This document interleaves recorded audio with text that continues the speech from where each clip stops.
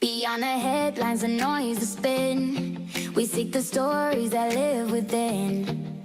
Past party lines, past powers disguised, we hear the truth in everyday lives. A space for voices, both gentle and strong. Beyond politics, where we all belong. Hi everyone, my name is Jin Qian and welcome to Beyond Politics on Ozark Media. Today I'm delighted to be joined by Councillor Harry Stavrinos, Councillor of the City of Canterbury-Bankstown, representing the Roselands of Boonmurra Ward. The Roselands Ward, for those that don't know, includes suburbs such as Belmore, Beverly Hills, Kingsgrove, Lakemba, Narwee, Punchbowl, Riverwood, Roselands and Wally Park. Welcome, Harry.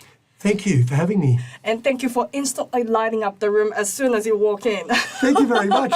I wish everybody complimented me like that. Now, every couple of months, I seem to hear you jump on 2GB, so it's always been on my mind to talk to you.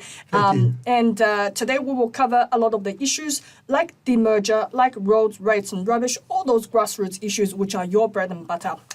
Now, before we do that, let's get to know a little bit about yourself. Sure. So before becoming a Canterbury-Bankstown councillor, and perhaps even before that, a Randwick councillor, who were you and what shaped your values growing up? I don't know if it's an interesting story, but I'm an accountant. My father started his accountancy practice in Belmore back in 1985. He actually started in 1980, but opened his first office in Belmore in 1985. And in 1998, I joined the business. Right. My father, he never really had very good health. He had his first heart attack at the age of 38. And it was never my intention to ever become an accountant. But I ended up joining the family business because I could see that my father had put so much time and effort into trying to build this business, and I didn't want it to fail. And in 1993, when I was doing my HSC, I had aspirations to become a helicopter pilot. Oh. And that was my intention, to go and do aeronautical engineering at university and to learn to fly aircraft or to fly a helicopter. And 2 weeks before my trial HSC, my father had a heart attack, a second heart attack.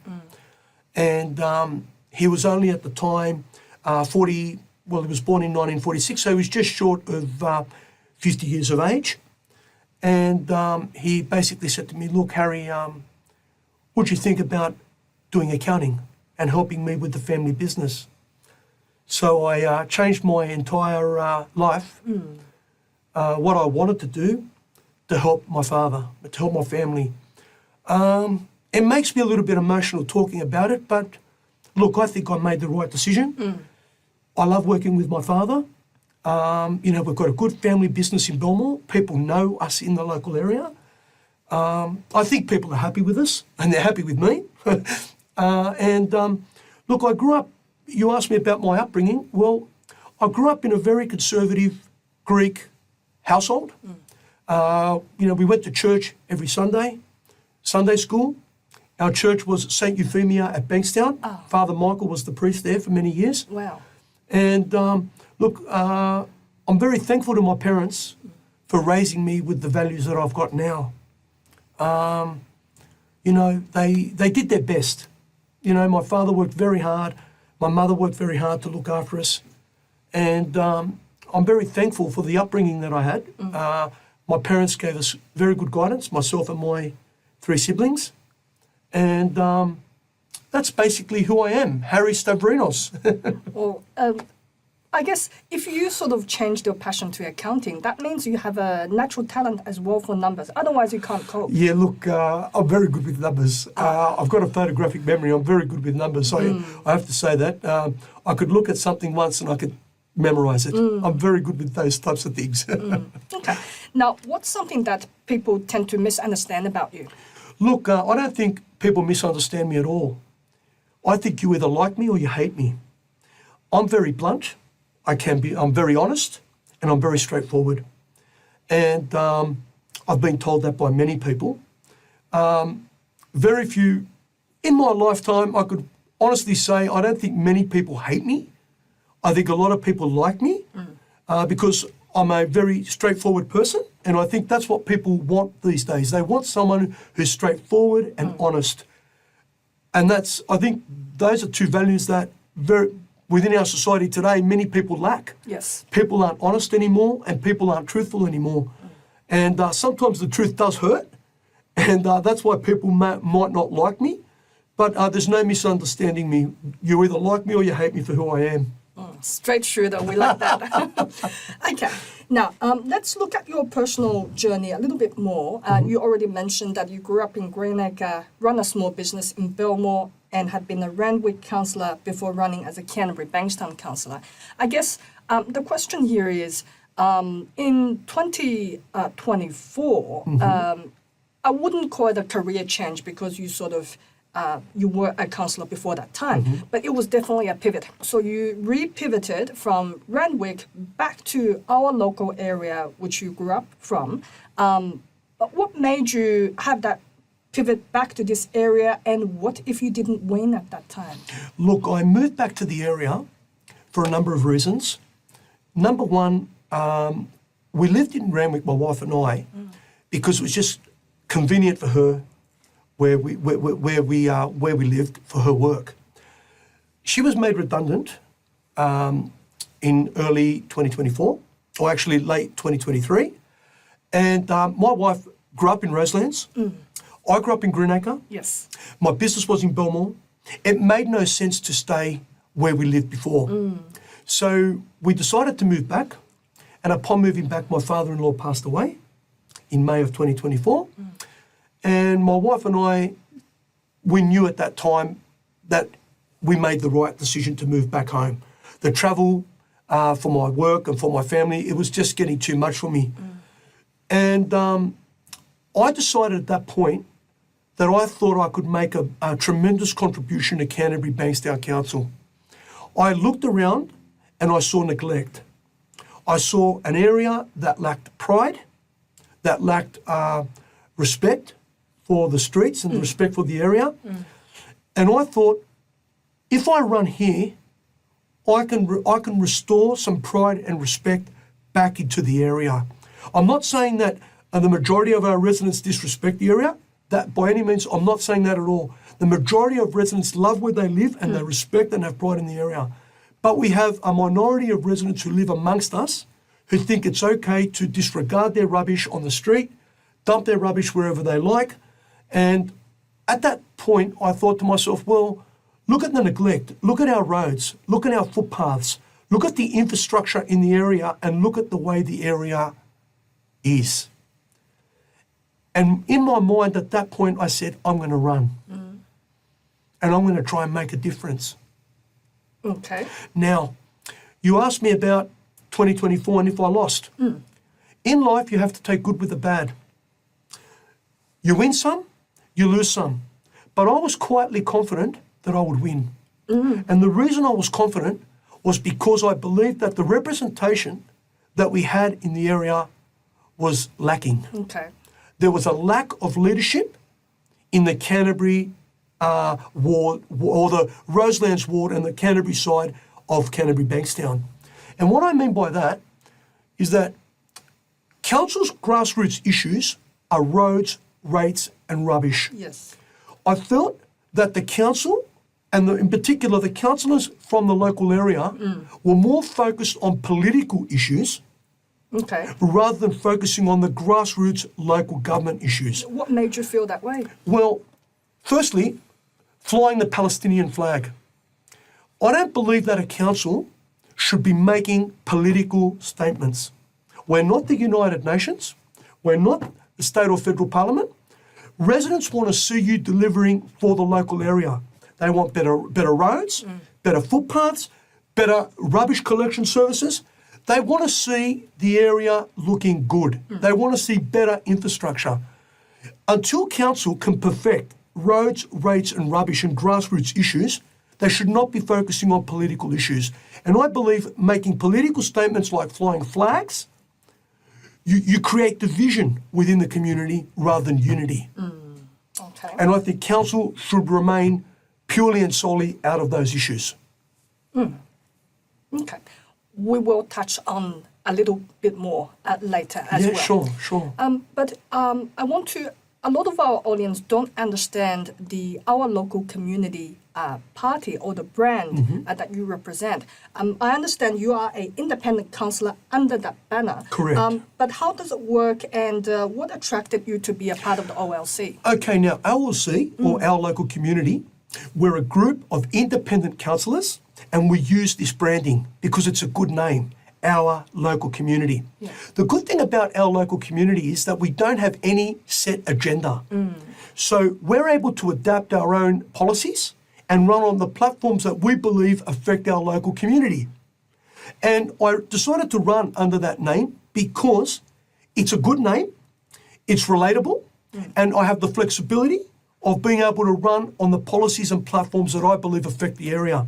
When you run under a political party, such as the Labor Party or the Liberal Party, people know what that branding is.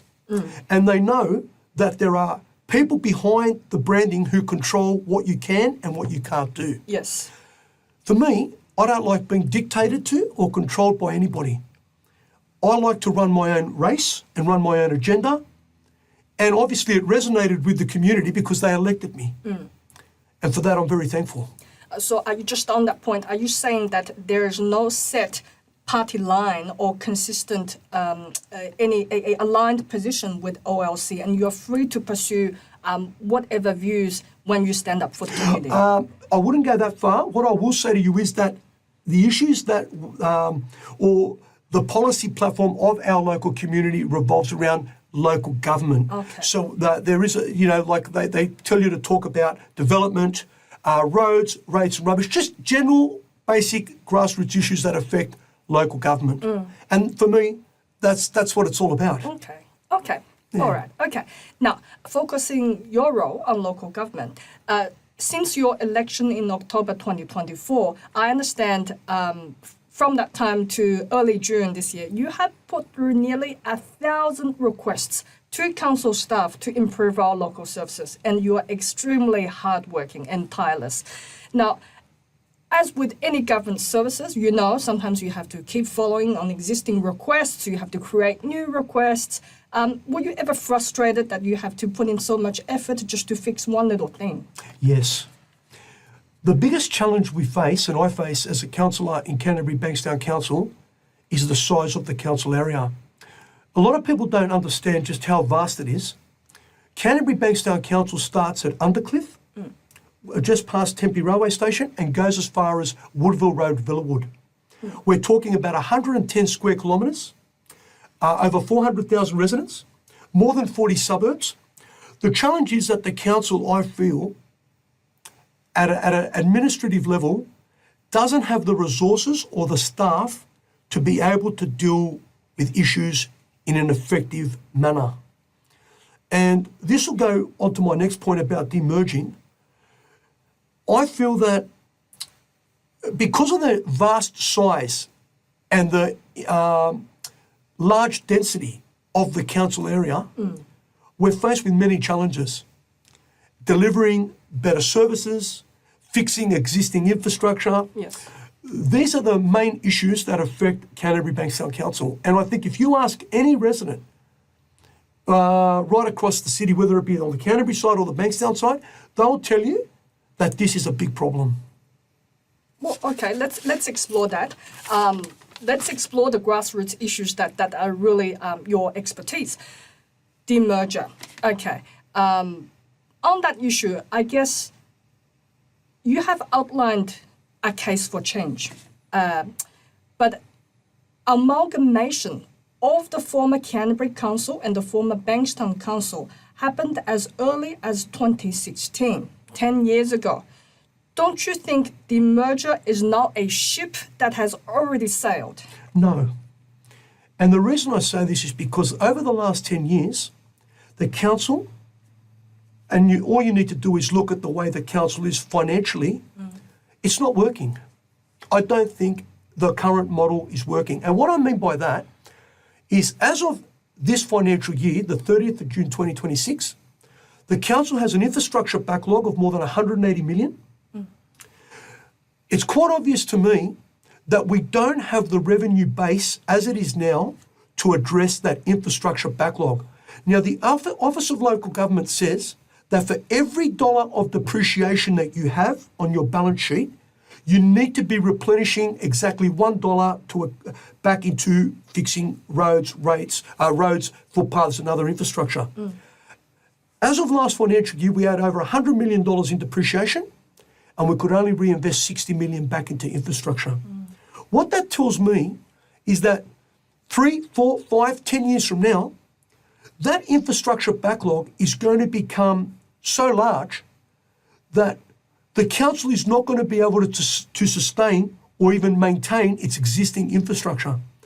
So what's going to happen is either number one, you increase the rates of residents through a special rate variation, or number two, the council needs to start thinking about selling off its assets in order to put money back into its existing infrastructure to bring it up to scratch.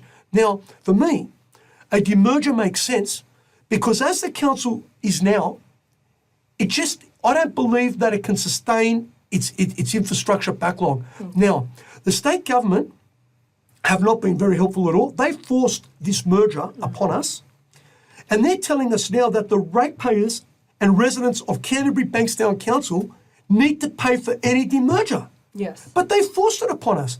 They should be the ones paying for the demerger. And I believe, moving forward, it should stay on the agenda because if there's a change of government at a state level, there's always going to be a possibility that we can meet somewhere halfway where we could say to the state government, okay, well, you forced this upon us. How about you pay for a portion of it or half of it or part of it so that it can be demerged? And me personally, I think a demerged council makes more sense because having a council as large as what we've got, which can't meet its infrastructure backlog, which can't meet its everyday services, which can't always meet its everyday requests, for me, I think a demerger makes a lot of sense. So the rationale is council services, as you're saying, the council is not delivering the services properly. The residents are not satisfied. Hence, we need to demerge in order to improve the quality of services that residents get. Correct. And if you look at other demerged councils, merged councils, amalgamated councils across the Greater Sydney region, our council is twice the size of some of the merged councils, the amalgamated councils. So we're well and truly past that economies of scale level that was used at the time, the fit for the future theme that they used back in 2016 to justify amalgamated councils. Our council is beyond that size. It's just too large. And it made no sense at the time to merge the council. Okay. The other line of thinking underpinning this case for change you touched on is that view, that perception held by some residents, some members of the community, that services and the funding are skewed towards the Bankstown side, but not rest of the local government area. There's been that consistent thinking among some residents. But do you think this is really a valid view? To be honest with you, I don't believe it to be a valid view. I think that it doesn't only affect the Canterbury side, it also affects the Bankstown side. I don't believe that right across the board, I believe that there's a lack. The council cannot meet its everyday operations efficiently and effectively the way it should. Okay. And I believe a lot of that has to do with the size, the geographic size of the area, the fact that we're densely populated, and we're now going to have more density added to it because of all these changes at a state government level in relation to development. That's only going to create a larger burden for the council. Yeah, okay. On development is a tricky issue because if you support it, people complain. If you don't support it, people complain. Where do you stand? Well, I'll be honest with you straight out.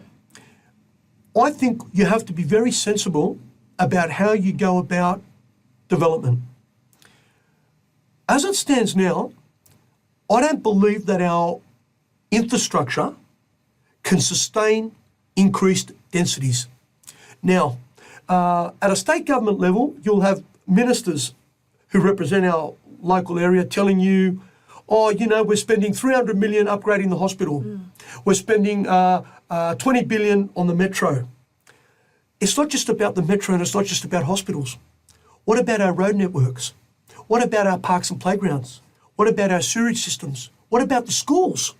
Will they be able to cope with the extra population that's going to come with this increased development? See, there's so many other factors that need to be considered before you say, all right, we're going to put a 20-storey high-rise on this corner, we're going to put an 8-storey high-rise on this corner. I think current governments at a state and federal level are doing policy on the run. They're not putting proper thought into how to do sustainable development within our suburbs. So my view is, I think you need to get the infrastructure up to scratch. And I don't just mean hospitals and public transport, I mean every aspect. Our roads need to be upgraded, our footpaths need to be upgraded, our sewage systems need to be upgraded, and our green space needs to be upgraded along with our schools. Every aspect needs to be looked at before you start increasing densities within an area. Okay. So assuming these planning considerations are taken into account, you support development? I support sustainable development, not overdevelopment, not to the point where you impede on the amenity of residents. Okay, that's reasonable, that's reasonable. Now, potholes and grass verges. I love your Operation Weed Killer. A lot of people like that. But the issue with potholes and grass verges is that sometimes there's a lack of maintenance. Sometimes there's confusion around responsibilities, local government or state government, and causing delays from there. But in light of the, I guess, say the metro and potholes, in light of the big projects coming to our area, aren't these just short-term pain for long-term gain?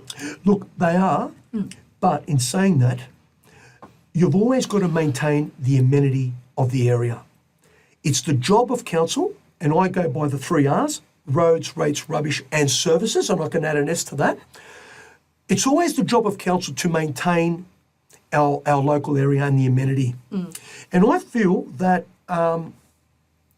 if there's a deficiency in those areas, residents will let me know about it. And I could tell you, if my message never resonated with residents about focusing on grassroots local government issues, I never would have been elected. And I could tell you that by far the most requests I get are about potholes, rubbish dumping, general litter. These are the issues that I love to deal with because they relate directly with council. And I think that as a councillor, it's my job to be focused on those areas. Okay. Dumping. I know you're fed up. I know you're fed up. But what were some of the worst dumping you have ever seen? Look, there was a dump on Moorfields Road not too far back, and that was probably one of the worst. There was one on Alfred Street in Clempton Park, one on Bonds Road, some in Lakemba, McCourt Avenue and McDonald Street and Fairmount Street. Look, I just can't believe that some people choose to live like pigs. And that's what really saddens me, because the difference between an illegal dump and a rubbish collection is a phone call. Yeah. And I think council is partially to blame as well, because I don't think we communicate out to our residents and our ratepayers what services are generally available when it comes to rubbish. Even though we only offer 2 collections a year, I'm urging council now that we open up our depot once a month so that residents can actually take their rubbish there to dispose of it if they want to get rid of their rubbish in a more timely manner. I think that as a council, we need to communicate that message a little bit better, but it's got a lot also to do with the fact that the population in Canterbury-Bankstown is very vagrant. It changes all the time. Yes. So I think that residents don't generally live in the area for long periods of time, and because of that, because there's a high turnover of residents living in the area, that means that you need to communicate the message constantly, all the time. So I think we do have residents who know the rules, but they just choose to dump their rubbish wherever they like. But I also believe that council needs to improve on its education and the services that it offers to its residents and ratepayers. Okay, makes sense. I like your recent name and shame videos as well. It's a very practical way. I think. Definitely. Thank you. Yeah. Okay, now e-bikes. E-bikes have expanded into our local area, and you're saying that e-bikes have become the new shopping trolley issue for councils. What do you mean? Now, shopping trolleys are tossed around our city. Quite often you'll see a shopping trolley dumped on the verge, dumped on the footpath, dumped by the side of the road. Now, the e-bikes have become exactly like that. And what saddens me is that the state government allowed Lime to start operating within our city, right across the greater Sydney metropolitan area, without putting in the infrastructure that they need or should have in place to be operating effectively. Now, they should have racks where these bikes are put away in a neat and orderly manner. What have we got? We've got e-bikes dumped on verges, e-bikes dumped on footpaths, e-bikes dumped on roads. These bikes pose a public liability and they're visual pollution.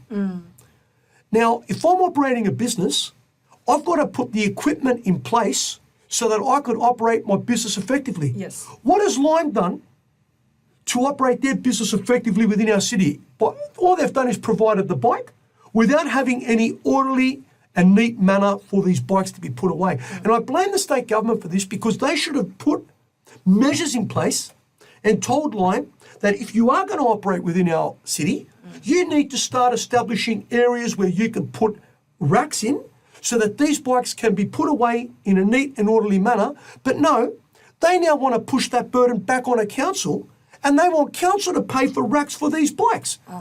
Now, Lime is not it's a private business, a private entity. Why would we as a council have to pay for the infrastructure to be put in place for Lime?